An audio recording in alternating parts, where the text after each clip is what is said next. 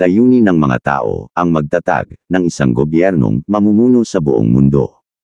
Noong 1945 nga ay binuo ang United Nations matapos ang ika-2 digmaang pandaigdig sa layuning pigilan pa ang mga parating na mga digmaan sa mga bansa sa ating daigdig. Sinundan nito ang League of Nations na may kaparehong layunin, subalit nabigo ito at hindi na isa katuparan ang layuning ito. Noong ika-25 ng Abril taong 1945, 50 mga leader ng mga bansa ang nagsama-sama sa San Francisco, USA, upang balangkasin ang UN Charter. Nabuo ito noong June 25 at noong October 24, 1945, ito ay nagkaroon na ng bisa at naging batas. Ang mga layunin ng UN ay panalitihin ang kapayapaan at kapanatagan, proteksyonan ang mga karapatang pangtao, at tagapaghatid ng tulong sa mga pangangailangang pantao ng bawat kasaping bansa. Ngayon ang tanong ay, nagampanan ba ng UN ang layunin nito? Napigilan ba nito ang mga digmaan sa iba't ibang bahagi ng mundo? Kung ating titignan kung nagawa ba nito ang international peace at security, palagay ko ay nagkulang ang UN sa aspetong ito, dahil mayroon pa rin namang nagaganap na maliliit na digmaan sa iba't ibang bahagi ng mundo. Matutupad pa kaya ang pangarap ng UN na peace and security through one world government? Marami ang nagsasabi na mahirap mangyari ito, dahil walang unity, ika nga, sa malalaki at makapangyarihang bansa na kasapi dito. Sa UN Security Council, ang mga kasapi dito ay magkakalabang bansa, hindi man sa digmaang militar, ito ay sa pamamagitan ng economic at ideological war. Mahirap o imposible na nga bang matupad ang one world government?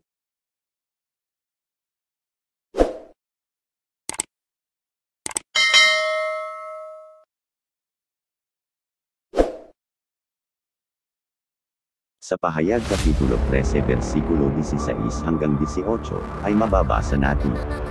Pinilit ng pangalawang halimaw ang lahat ng tao, dakila o hindi, mayaman o mahirap, halipin o malaya na magpatatak sa kanan, kamay o sa noo.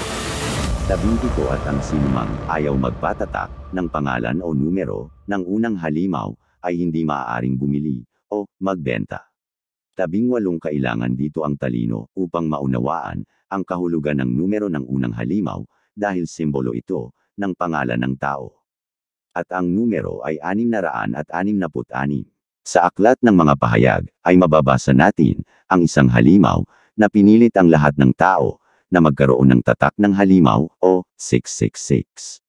Kung papag-aralan natin mabuti ang talatang ito sa Biblia na isang propesya na magaganap sa mga huling araw, ay makikita natin na pinilit ang lahat ng tao na magkaroon ng tatak. Mandatory ang tatak na ito upang ikaw ay payagang makabili o makapagbenta.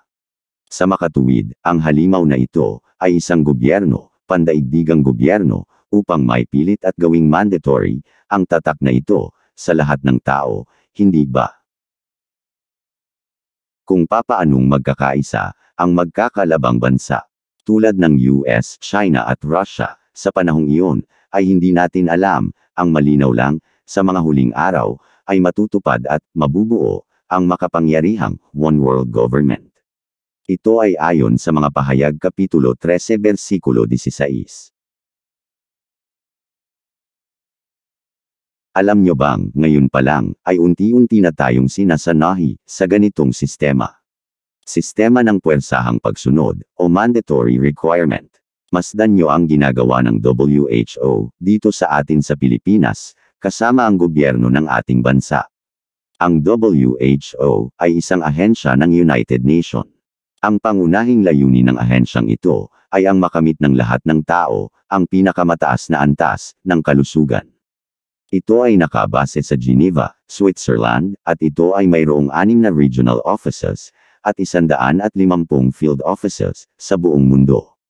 Ang sabi ni Duterte, Pangulo ng bansa, ay ipapaaresto niya ang mga taong walang bakuna para sa COVID. Hindi ka makakasakay sa mga pampublikong sasakyan, makakabili sa mga malalaking pamilihan, at hindi ka makakapaghanap buhay kung wala kang vaccination card, dahil requirement na rin ito sa mga trabaho natin. Ano sa tingin nyo? Hindi ba't ito'y parang pilitan na rin? Sa ayaw, o gusto mo, magpabakuna ka. Hindi ba't hawig sa tatak ng 666 ng mga pahayag Kapitulo 13 versikulo 16? Hindi ba kayo kinikilabutan sa mga nangyayari? Hindi ba tumatayo ang mga balahibo nyo sa pagkakahawig nito sa tatak ng 666? Wala akong sinasabing ang bakuna ang tatak ng halimaw o 666. Ang sinasabi ko, unti-unti na tayong sinasanahi sa sistema ng tatak ng 666.